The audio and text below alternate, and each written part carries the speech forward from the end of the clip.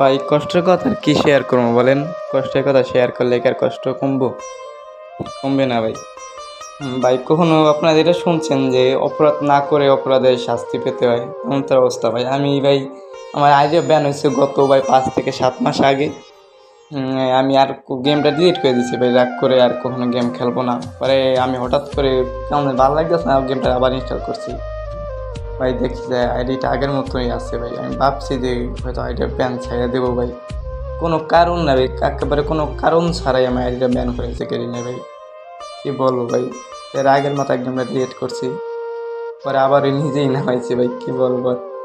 তারপর ভাই আমার ছোটো ভাই একটা আইডি ছিল, ও সারাদিন গেম খেলে ভাই। ওর আইডি আমি চেয়ে নিয়েছি যে আমি যখন ফ্রি টাইমে বাসায় থাকি তখন আমি গেম খেলবো না, তুই তো সারাদিনই খেলোস।